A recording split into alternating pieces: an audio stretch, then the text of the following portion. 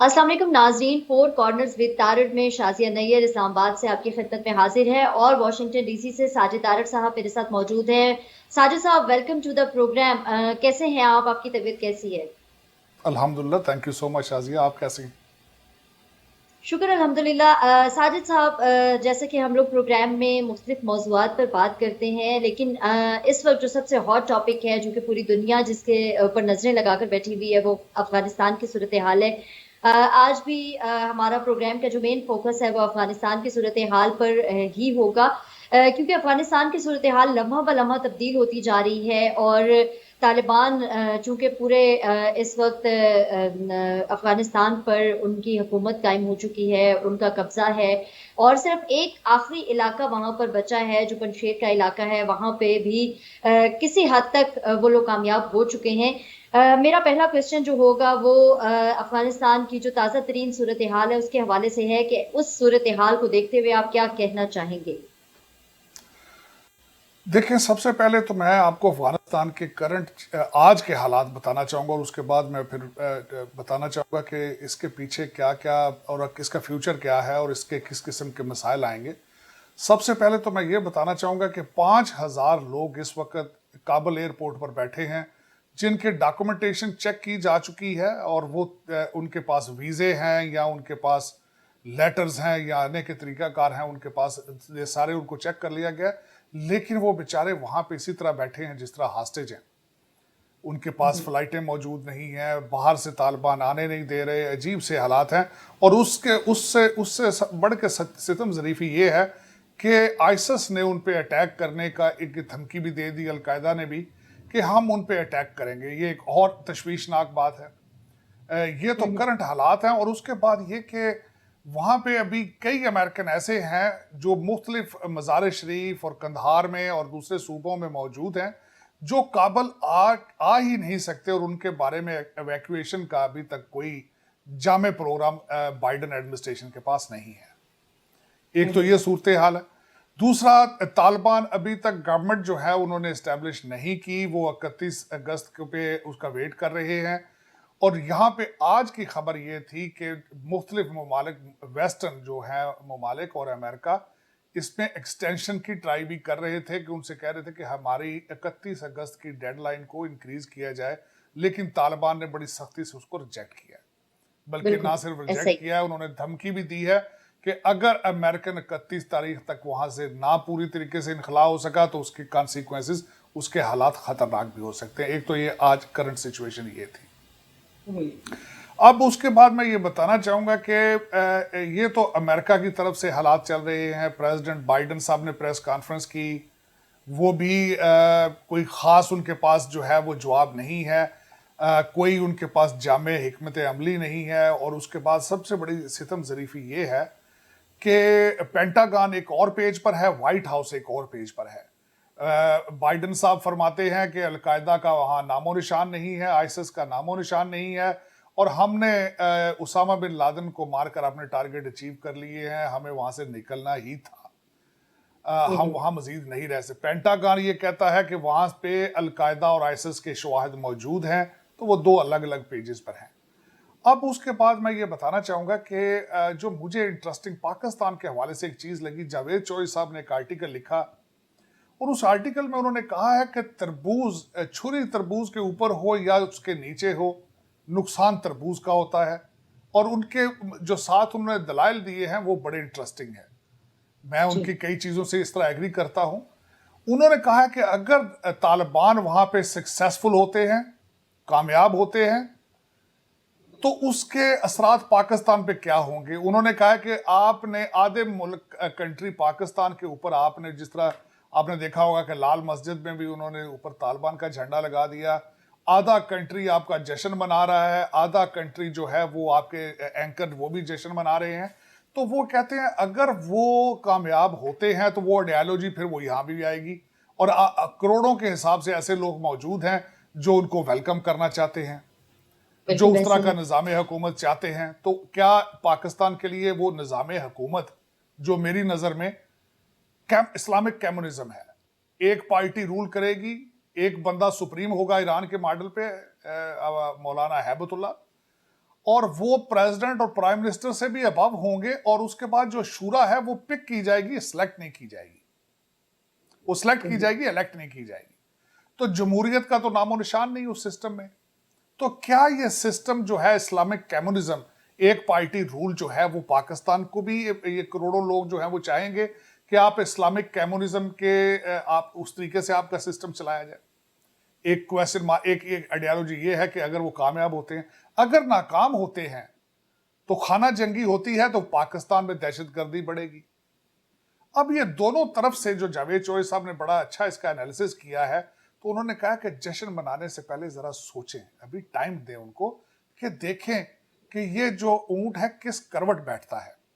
اور جس طریقے سے اب دیکھیں, برطانیہ جو ہے, میرے خیال میں امریکہ ہمیشہ اپنی کمیونیکیشن یا ٹیسٹ کرنے کے لیے برطانیہ وہ آگے لگاتا ہے. برطانیہ بے قرار ہے طالبان کو ایکسیپٹ کرنے کے لیے اور ان کو ٹائم دینا چاہتا ہے. چائنا بے قرار ہے ان کو ایکسیپٹ کرنے کے لیے, وہ دیکھنا چاہتے ہیں کہ آگے طالبان کیا کرتے ہیں. جو میرا اپنا تجزیہ یہ ہے کہ جس طریقے سے طالبان کے پاس تبدیلی ضرور ہوئی ہے, ان کی سافٹ ویئر اپڈیٹ ہوئی ہے, لیکن اب دیکھیں کس حد تک ہوتی ہے. طالبان 2.0 جو ہیں, انہوں نے شیعہ لوگوں کو بھی جگہ دی, انہوں نے تاجک لوگوں کو بھی جگہ دی اپنے اندر, اور انہوں نے کافی تبدیلی لانے کی کوشش کی. لیکن میرے خیال میں جس طرح کے جو اقدامات, جو سب سے بڑا جو مجھے جس چیز پہ اعتراض تھا کہ انہوں نے افغانستان کا جھنڈا ہی تبدیل کر دیا. اب جھنڈے تبدیل ملکوں کے نہیں ہوتے. اب میں یہ اس کی مثال اس طرح دوں گا کہ آج پی ٹی آئی کی حکومت ہے تو ان کا جھنڈا ہمارا قومی جھنڈا ہو جائے گا, کل کو پیپلز پارٹی آئی تو پیپلز پارٹی کا جھنڈا جو ہمارا جھنڈا بن جائے گا. اس طرح ملکوں کے جھنڈے تبدیل نہیں ہوتے. پارٹیاں اون نہیں کرتی ملکوں کو, جھنڈے, ان کے نام, زبانیں, تشخص, یہ چیزیں نہیں ہوتی. اسی طریقے سے اسی کے حوالے سے میں یہ بتانا چاہوں گا, دوسرا جو مجھے سب سے زیادہ تشویش ہے اس وقت, افغانستان کی انکم کیا ہے. افغانستان کی انکم یا تو ہیروئن ہے اور یا فارن ایڈ ہے. ان کی اگر جی ڈی پی دیکھیں تو وہ ساری کی ساری چل رہی تھی ان دو چیزوں پہ. اب فارن ایڈ تو بند ہو چکی ہے. بلکہ یہاں پہ میں بتانا چاہوں گا کہ جو کچھ فیکٹ میں افغانستان کو سٹڈی کر رہا تھا وہ یہ تھے کہ ایک تو 3 لاکھ فوج جو ہمارے بائیڈن صاحب کہتے رہے کہ 3 لاکھ فوج کو ہم نے ٹرین کیا ہے اور ان کو اسلحہ دیا ہے, وہ بالکل اس کے بارے میں یہاں رپورٹیں آ رہی ہیں کہ صرف 96,000 فوجی تھے جس کے 60% لڑنے کی صلاحیت رکھتے تھے, دوسرے لاجسٹکس کا حصہ تھے. ان کی ناکامی کا حصہ یہ تھی کہ ایک تو وہ تعلیم یافتہ نہیں تھے, امریکن جو اسلحہ تھا اس کے اوپر انسٹرکشنز پڑھ کے چلانے کی صلاحیت نہیں رکھتے تھے. وہ ایک سب سے بڑا سیٹ بیک یہ تھا. اور دوسرا, ان کو اپریل سے تنخواہیں نہیں دی گئی تھی. اب اس وقت صورتحال یہ ہے جب فارن ایڈ بند ہو چکی ہے, طالبان تنخواہیں کس طرح دیں گے, گورنمنٹ سٹرکچر کس طرح چلے گا, گورنمنٹ ملازمین بغیر تنخواہ کے کتنا عرصہ کام کریں گے, اور سب سے بڑی بات یہ ہے کہ وہ جو 96,000 جو ٹرین فوجی تھے اسلحے کے ساتھ, وہ کیا کریں گے. اب اس کی مثال موجود ہے کہ عراق کے اندر جب فدائین تھے جو صدام حسین کے, وہ ٹرین بھی تھے, اسلحے بھی ان کے پاس موجود تھے, انہوں نے مختلف قسم کی سیاسی پارٹیاں بنا کر خانہ جنگی شروع کر دی تھی. اب یہاں پہ بھی جب باہر سے ایڈ بند ہو جائے گی, طالبان نے اعلان کیا کہ ہم ہیروئن بھی بند کر دیں گے, تو آمدن کس چیز سے ہوگی, تنخواہیں کس طرح دی جائیں گی, انفراسٹرکچر کس طرح چلے گا, یہ میری سمجھ سے باہر ہے. اور میرے خیال میں جب بھی زیادہ بھوک پڑتی ہے جس معاشرے میں, وہاں پہ جھگڑے ہوتے ہیں, وہاں پہ گروپ بن جاتے ہیں, وہاں پہ خانہ جنگی ہوتی ہے. اب ان ساری چیزوں کا جواب مجھے خود ابھی میرے لیے کویسچن مارک ہے.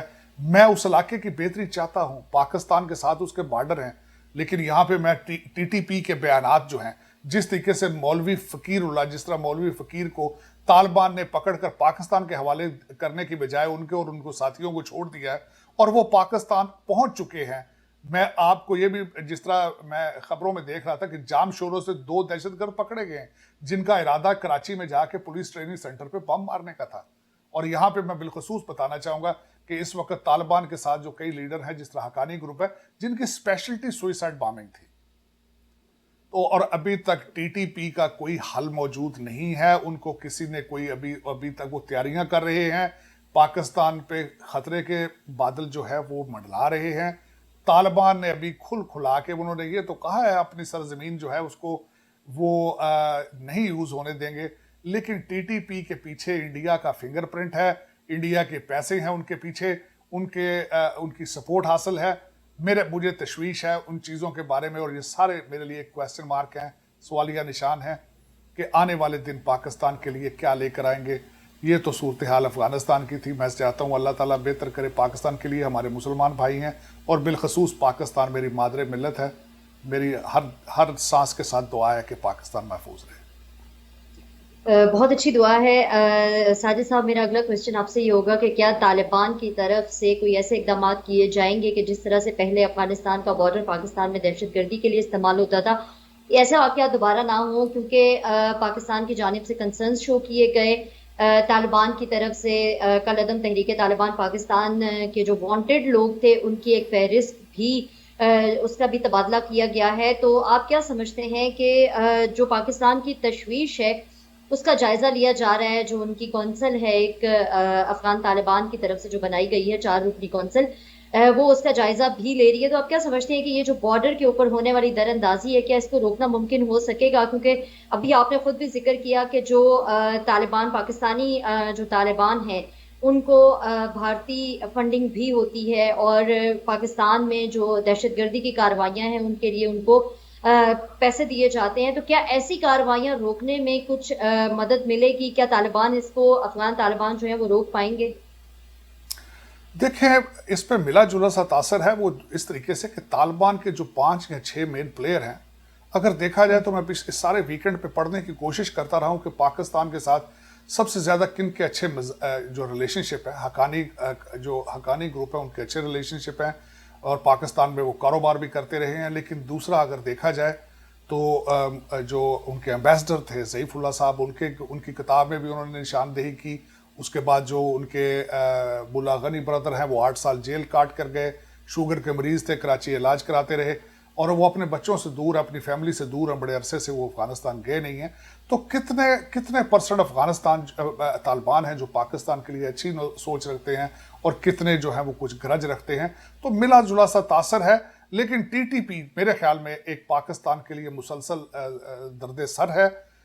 پشاور کے دھماکوں میں, چیزوں میں, اور دوسری دہشت گردی میں مسلسل انوالو ہے. آپ نے وہ جو 4 رکنی کونسل کی بات کی ہے وہ بھی ابھی ریسنٹ ہوئی ہے, ابھی انیشل سٹیج پر ہے. میں نے جس طرح بتایا آپ کو کہ پاکستان کے مختلف حلقوں میں مختلف قسم کی جو ہے وہ نشاندہی ہو رہی ہے کہ دے آر گیٹنگ ایکٹیو. وہ افغانستان سے آ رہے ہیں اور ایکٹیو اپنے جو سلیپر سیل تھے ان کو ایکٹیو کر رہے ہیں. میں سمجھتا ہوں کہ آنے والے دن ڈیفائن کریں گے یہ کیا ہوگا. لیکن طالبان کو چاہیے کہ وہ پاکستان جس نے 30 لاکھ مہاجرین کا بوجھ جو ہے وہ پچھلے کئی سالوں سے اٹھایا ہوا ہے, اور آج بھی ان کے بچے یہاں پہ پل رہے ہیں ہمارے مہاجرین کیمپ میں, اور اس کے ریٹرن میں انہیں چاہیے کہ پاکستان کی سیفٹی کی ضمانت دیں, پاکستان کے شہریوں کی جان و مال کی حفاظت کی ضمانت دیں میرے خیال میں. لیکن یہ بہت بڑا ٹاسک ہے. اس کی وجہ یہ ہے کہ طالبان کے پاس وہ انفراسٹرکچر یا چیزیں موجود نہیں ہیں. میرے خیال میں انہیں اپنے لشکر جو ان کے 60-70 ہزار ان کے ساتھ جو طالبان ہیں, پتہ نہیں ان کو کس طریقے سے آرگنائز کر کے انہوں نے رکھنا ہے, یا ایک پورا سٹرکچر کس طرح چلانا ہے, یہ میری سمجھ سے باہر ہے. کیونکہ موسٹ آف دیم, جتنے ان کے طالبان لیڈرشپ ہے, ان کے پاس صرف دینی تعلیم ہے. زیادہ تر مسجدوں میں امام مسجد تھے, یا ان کے پاس دینی تعلیم ہے, شیخ الحدیث ہیں. لیکن ان کے پاس ماڈرن جو ٹیکنالوجی اور ماڈرن ریسرچ اور ماڈرن ایجوکیشن اور دوسری دنیا کے ساتھ روابط, یا آگے اپنی اکانومی کو کس طرح چلائیں گے, امپورٹ ایکسپورٹ کو کس طرح بڑھائیں گے, یہ ایک بہت بڑا سوالیہ نشان ہے. یہ دیکھنا ہے کہ آگے طالبان کس طریقے سے یہ لے کر چلیں گے آگے. اس میں بہت بڑا پاکستان کے لیے ایک بہت بڑا میرے خیال میں ایک لمحہ فکریہ ہے. پاکستان کو چاہیے کہ بڑا سوچ کے اپنے قدم رکھے. اور پاکستان میں سمجھوں گا کہ سیاسی اس وقت جو ہے وہ اسٹیبلٹی کی ضرورت ہے. سیاسی پارٹیاں اکٹھی ہو کے پاکستان کے مستقبل کے بارے میں, بالخصوص افغانستان اور کشمیر کے حوالے میں, انہیں چاہیے کہ ایک پیج پائیں. اچھا، دہشت گردی کی آپ نے بات کی ساجد صاحب. ابھی حالیہ جو گوادر میں بلوچ وارڈ میں جو دہشت گردی کی کارروائی ہوئی, اس کے اوپر چین نے اپنا کنسرن شو کیا ہے, اور یہ پاکستان سے مطالبہ بھی کیا ہے کہ نہ صرف ملوث افراد کے خلاف تحقیقات ہوں بلکہ ان کو سخت ان کے خلاف کارروائی بھی ہونی چاہیے. اور جو یہ دہشت گردی کی کارروائیاں ہیں یہ اب تھوڑی سی ان میں تیزی آ چکی ہے. آپ نے دیکھا ہوگا کہ پچھلے کچھ عرصے میں بہت سارے ایسے واقعات ہوئے، پشاور میں ہوئے، لاہور میں ہوئے، گوادر میں ہوئے. تو اس کے اوپر کیا کہنا چاہیں گے کہ یہ دہشت گردی کی جو کارروائیاں بڑھتی جا رہی ہیں ان کا سدباب کس طرح سے ممکن ہو سکے گا؟ شیخ رشید صاحب نے آج اسلام آباد میں پریس کانفرنس کی اور انہوں نے وہاں پہ ایک فکرہ یوز کیا. انہوں نے کہا کہ پاکستان کی اکانومی کی شاہ رگ سی پیک ہے. اگر پاکستان کی اکانومی کی شاہ رگ سی پیک ہے تو پھر ان کو آپ داسوک ڈیم کے اٹیک کے بعد یہ دوسرا اٹیک جو ہے اس میں خدا کا شکر ادا کریں کہ چائنیز باشندہ صرف زخمی ہوا ہے، لیکن یہ کیسے ہوا ہے؟ آپ کے ادارے، آپ کی ایجنسیاں کیا کر رہی ہیں؟ سو رہی ہیں؟ اگر آپ نے شاہ رگ کو، آپ اپنی اکانومی اور اپنے فیوچر کی شاہ رگ کو اگر بچانے کی صلاحیت نہیں رکھتے تو پھر یہ آگے معاملات کس طرح چلیں گے؟ میں ہمیشہ یہ کہتا ہوں کہ سی پیک کا صرف ایک وجہ ہے کہ وہاں پہ کاروباری، وہاں پہ اکنامک ایکٹیویٹیز ہوں گی، ٹرانسپورٹیشن ہوگی، فریٹ ہوگی. لیکن اگر ملک کے اندر آپ کے لا اینڈ آرڈر کے حالات خراب ہیں تو سی پیک کے اوپر نیو خان تو نہیں چلے گی نا. وہ کوہستان چلانے کے لیے تو نہیں بنائی جا رہی. لیکن پاکستان کے اندر آپ حالات دیکھیں پچھلے کچھ دنوں میں جو کچھ ہو رہا ہے، سوشل میڈیا پہ دیکھیں آپ. پہلے میرا جس طریقے سے سوسائٹی میں اگلے دن منارے پاکستان میں دیکھیں لا اینڈ آرڈر کے کوئی حالات نہیں ہیں. اور میں بلکہ اگلے دن میں ایک بڑا مایوس ہوا ہوں کہ ایک 14 سال ٹھٹا میں 14 سال کی ایک بچی کو قبر سے نکال کے انہوں نے ریپ کیا. اور اس کے بعد میں جب اس پہ ریسرچ کرنے کی کوشش کی تو یہ کئی ایسے واقعات ہیں جو رپورٹ ہی نہیں ہو رہے، لیکن مسلسل قبروں سے نکال کے بچیوں کو جنسی تشدد کا نشانہ بنایا جا رہا ہے. تو قوم، یہ سی پیک اکیلا کیا کرے گا جب آپ کی قوم کے اندر شعور نہیں ہوگا ایک سیولائز نیشن کی طرح کہ آپ کہنے کو تو اسلامی جمہوریہ پاکستان ہے لیکن وہاں پہ ہماری بچیاں سیف نہیں ہیں. جس طریقے سے آپ دیکھیں نور مقدم کا کیس ہے، جس طریقے سے منار پاکستان ہے، جس طریقے سے یہ میرا پبلک میں، اور پبلک ان کو روکتی نہیں ہے درندوں کو جو اس طرح کے کام ساجد کرتے ہیں. صاحب سوری، میں آپ کو یہاں پہ کٹ کروں گی کیونکہ اب آپ نے اگر بات کر لی ہے تو اس کے اوپر ایک چھوٹی سی جو ڈیولپمنٹ ہوئی ہے وہ یہ ہے کہ کتے کو نہیں باندھنا ہے، ٹھیک ہے، کہ اس کے گلے میں پٹا نہ ڈالیں، آپ لوگوں کو گھروں میں بند کر دیں. آج عدالت کا ایک فیصلہ آیا ہے کہ جی ٹک ٹاک پر پابندی ہوگی، اور پنجاب حکومت کی طرف سے ایک فیصلہ آیا ہے کہ جی پارکس میں ٹک ٹاکرز کے داخلے پر پابندی ہوگی جب تک کہ ان کے پاس این او سی نہیں ہوگا. مطلب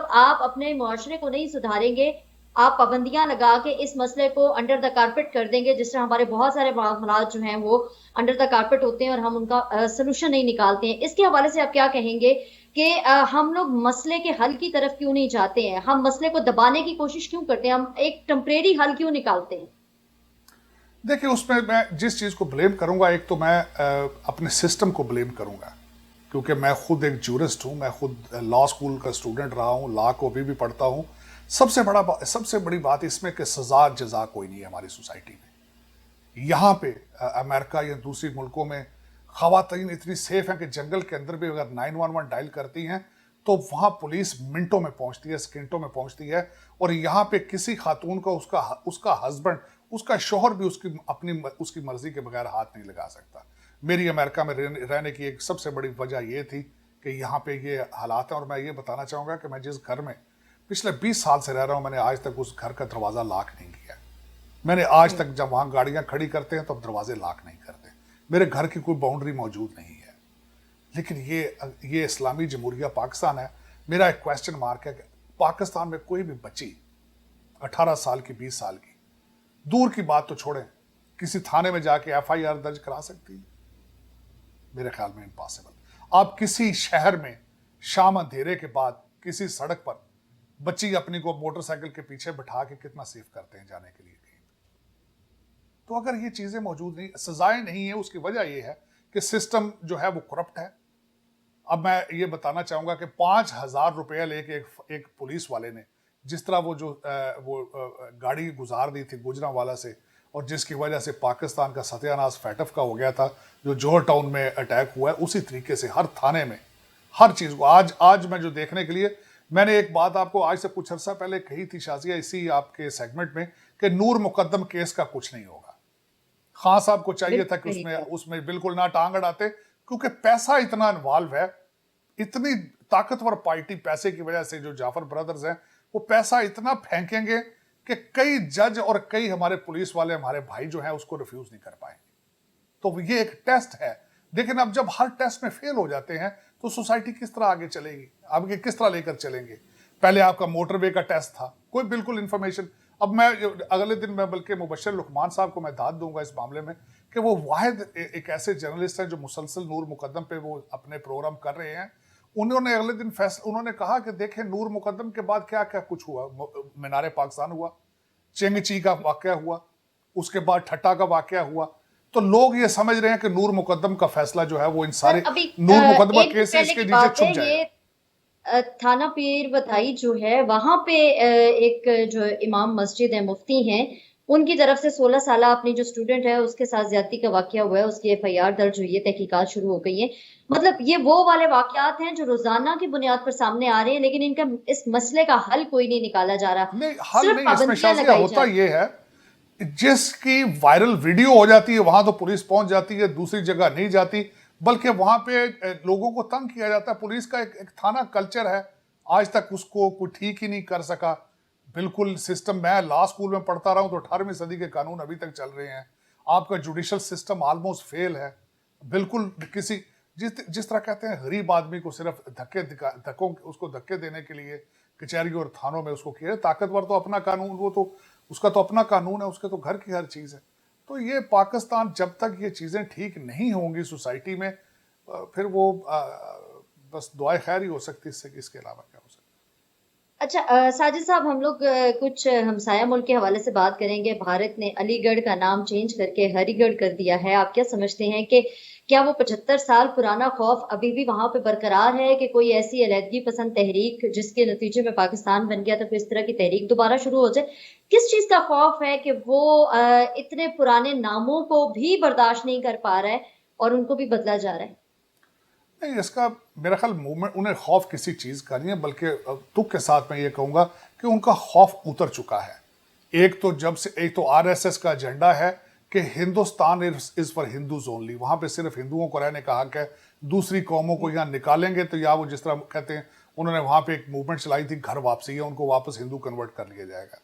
वहां पे आपने देखा होगा कि मुसलमानों को पकड़ पकड़ के उनको मार मार के उनको जय श्री राम के नारे लगवाए जाते हैं, दाढ़ियां काटी जाती हैं उनकी, बच्चियां मुसलमानों से ज्यादा होती है। अब ये कोई पहला वाकया नहीं है जिसका नाम चेंज हुआ। पहले उन्होंने इलाहाबाद का नाम चेंज किया, अब उन्होंने अलीगढ़ का नाम भी चेंज कर दिया। उनको रोकने वाला कोई नहीं है।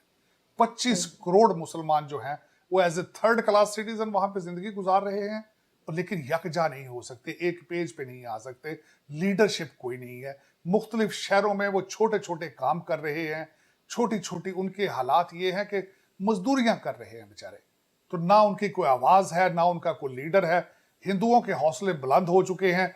वो कश्मीर का नाम भी चेंज करना चाहते हैं। कश्मीर को जिस तरीके से वो अब जम्मू का नाम चेंज करेंगे, जम्मू को भी चेंज करने लगे हैं, लद्दाख को भी चेंज करने लगे हैं। वहां पे वो हिंदुओं को बसा रहे हैं, अपने हिंदू पंडितों को बसा रहे हैं वहां पे जाके। लेकिन उनको रोकने वाला, उनके हौसले बुलंद हो चुके हैं, उनको रोकने वाला कोई नहीं है। आप सिर्फ ये शहरों के नाम है, उन्होंने हर चुन चुन के दिल्ली, न्यू दिल्ली में से सड़कों के नाम चेंज किए, उन्होंने बिल्डिंगों के नाम चेंज किए, उन्होंने मोहल्लों के नाम चेंज किए। अब वो स्टेटों के, शहरों के नाम चेंज कर रहे हैं। उसकी वजह यह है कि उनको रोकने वाला कोई नहीं है। इस वक्त जो बीजेपी की आइडियोलॉजी, वो आइडियोलॉजी ये है, वो कहते हैं कि इस वक्त हमारी पॉपुलेशन, जो हिंदुओं की पॉपुलेशन है वो मेजॉरिटी में है, तो मेजॉरिटी में से मेजॉरिटी के वोट बीजेपी ले लेती है और उनको हराने वाला कोई नहीं है। और बीजेपी को समझ आ चुका है कि हम जितना मुसलमानों को मारेंगे, जितना मुसलमानों को जलील करेंगे, जितना कश्मीर को दबाएंगे, हिंदुओं के हौसले बुलंद होंगे और उनको वोट देंगे। और इसी आइडियोलॉजी को वो लेके चल रहे हैं। लेकिन मैं ये बताना चाहूंगा कि आज 21st सेंचुरी में ये आइडियोलॉजी ज्यादा असर चल नहीं सकेगी। उसकी वजह ये है कि नफरतों और जंगों और लड़ाइयों से कोई भी चीज हल नहीं होती। हिटलर ने बड़ा अरसा पहले इसकी कोशिश की थी, लेकिन नाकाम हुआ था। आखिर में जाके चीजें इनके ये बैकफायर करती हैं। अच्छा साजिद साहब, अमरीकी सदर के हवाले से बात करना चाहेंगे कि अमरीकी सदर जो बाइडन साहब की तरफ से अभी हालिया जो तकरीर की गई है, उसमें भी बार बार इस बात पर जोर दिया गया कि हम नेशन बिल्डिंग के लिए अफगानिस्तान में नहीं गए थे, हमारे टारगेट अचीव हो चुके हैं। लेकिन उनकी जो बॉडी लैंग्वेज थी उसके बारे में क्या कहना चाहेंगे, जो अपनी हार की कहानी खुद बता रही थी और اس طرح سے واپسی کے اوپر امریکہ میں بھی بہت کنسرن شو کیے جا رہے ہیں کہ یہ جو 20 سالہ جنگ تھی اس کا نتیجہ کیا نکلا، سوائے اس کے کہ امریکی جو ٹریلینز آف ڈالرز جو ہیں وہ اس جنگ میں جھونک دیے گئے بغیر کسی وجہ کے، اور وہاں پہ جو کمیونٹی ہے، جو امریکن کمیونٹی ہے، وہ اس جنگ کے بہت اگینسٹ ہے، اور اسپیشلی جس طرح سے وہاں سے انخلا کیا جا رہا ہے اس کے بھی خلاف وہاں پہ کافی حد تک نفرت جو ہے وہ پائی جا رہی ہے. تو آپ کیا کہنا چاہیں گے ان کی تقریر کے حوالے سے؟ دیکھیں انہوں نے پریس کانفرنس کی اور اس پریس کانفرنس میں ان کی باڈی لینگویج جب سے بھی وہ قوم کے سامنے آ رہے ہیں وہ ایک تھکے ہوئے کھلاڑی کی طرح ان کی باڈی لینگویج ہوتی ہے. افسوس کے ساتھ یہ کہوں گا میں کہ وہ ایک ویکیشن پر تھے، کابل جل رہا تھا، وہ کیمپ ڈیوڈ سے ویکیشن سے وائٹ ہاؤس آئے، ایک چھوٹی سی سپیچ دی اور چلے گئے. میں نے 36 سال میں آج تک کوئی ایسی پریس کانفرنس نہیں دیکھی جہاں پریس میں سے کویسچن نہ لیا جائے. اس کو خطاب کہا جا سکتا ہے، پریس کانفرنس نہیں کہا جا سکتا. پہلی تو انہوں نے اس طرح آ کے اس پچھلی پریس کانفرنس سے پہلے انہوں نے یہ کیا کیونکہ ان کی صحت اجازت نہیں دیتی کہ وہ لوگوں سے کویسچن لے سکیں. دوسری دفعہ انہوں نے پریس کانفرنس کی اور ان میں اپنے سلیکٹڈ جو ان کے تھے نمائندے جو جرنلسٹ تھے ان سے کویسچن پوچھتے ہیں اور انہوں نے لکھ کے جواب سامنے رکھے ہوتے ہیں، وہاں سے پڑھ کے جواب دیتے ہیں. حالات ان کے یہ ہیں کہ دوحہ کو دوہو وہ کہتے رہے ہیں اپنی پریس کانفرنس کے درمیان. ان کو یہی نہیں پتا کہ دوحہ کہاں ہے اور کیا ہے. تو امریکہ کے حالات اصل میں اس وقت مرد بیمار کی طرح ہیں. امریکہ صلاحیت ہی نہیں رکھتا کہ دنیا کو لیڈ کر سکے اور نہ وہ کرنا چاہتے ہیں. اس کی ستم ظریفی یہ ہے کہ آج میں آپ کے دیکھنے والوں کو بتاؤں گا ہمارا ناردرن بارڈر جو کینیڈا کے ساتھ ہے وہ بند رہا ہے بڑا عرصہ، لیکن میکسیکو کے ساتھ ہمارا بارڈر کھلا ہے جہاں سے انلیگل جو اسپینش ہے وہ آتے ہیں. یہ آئیڈیالوجی ہے، اس آئیڈیالوجی پہ کام کیا جا رہا ہے. 11 ملین جابیں اس وقت کھلی ہیں. لوگوں ہر امریکن کو $50,000 سال کے گھر بٹھا کے دیے جاتے ہیں، لوگ جاب کر کے. لوگوں کو پتہ ہی نہیں کہ جاب کس کو کہتے ہیں. اور اس وقت امریکہ، اوباما صاحب نے قوم کو یہ سکھایا تھا کہ ہمیں سپر پاور رہنے کی ضرورت نہیں ہے، ہمیں نہیں ہونا چاہیے. Why we have to be the super power? Why we have to be the number one country in the world all the time? اس کے ساتھ وہ بھی چائنا کو سپورٹ کرتے رہے. بائیڈن صاحب اپنی کمپین میں اعلان کرتے رہے کہ چائنا از گڈ فار امریکہ. ان کے بچے نے $1.5 بلین چائنا سے بنایا اور آج کل بھی اسی طرح کی مصروفیات میں وہ مصروف ہے. تو اس وقت امریکہ صلاحیت ہی نہیں رکھتا دنیا کو لیڈ کرنے کی. آدھا کنٹری جو ہے، میں آپ کے دیکھنے والوں کو یہ بتانا چاہوں گا کہ فارن پالیسی پہ توجہ ملک تب دیتے ہیں جب انٹرنل حالات ٹھیک ہوں. آدھا اس وقت امریکہ سمجھتا ہے کہ ان سے الیکشن چوری کیا گیا ہے اور یہ جو بائیڈن ہے is not representing the whole country. تو اس طرح کے حالات چل رہے ہیں اور امریکہ اسی میں بیزی ہے. اس پریس کانفرنس جس کی آپ بات کر رہی ہیں اس میں افسوس کی بات یہ ہے کہ جو بائیڈن صاحب نے صرف فرمایا تھا کہ وہ امریکنوں کا اخلاء کر پائیں گے. جو 20-30 ہزار افغانی جو وہاں پہ جان اپنی ہتھیلی پہ رکھ کر وہاں پہ امریکنوں کے لیے مرتے رہے ہیں، ان کو ابینڈن کر کے آیا جائے گا، نکلا جائے گا. ان کے ساتھ طالبان جانے اور دوسری پارٹیاں جانے. لیکن اس پہ جتنا افسوس کیا جائے کم ہے. اس کی وجہ یہ ہے کہ آنے والے دنوں میں اب امریکن ایئرلائنز امریکہ پہ کس طرح اعتبار کریں گے. تائیوان، یوکرین، ہانگ کانگ، یہ کس طرح امریکہ کی باتیں سنیں گے. اور میرے خیال میں امریکہ یہ جانتا ہے، وائٹ ہاؤس یہ جانتا ہے، پینٹاگان یہ جانتا ہے. تھینک یو سو مچ ساجد صاحب، بہت زبردست آپ کی طرف سے تجزیات سننے کو ملتا ہے. Thank you so much viewers کہ آپ لوگ ٹائم نکالتے ہیں، پروگرام دیکھتے ہیں، اور ہمیں امید ہے کہ آپ اپنی جو بہترین رائے ہے وہ بھی دیں گے اور سجیشنز بھی دیں گے. اگلے پروگرام تک کے لیے مجھے اور ساجد طاہر صاحب کو اجازت دیجیے. اپنا بہت خیال رکھیے گا. اللہ حافظ. پاکستان زندہ باد.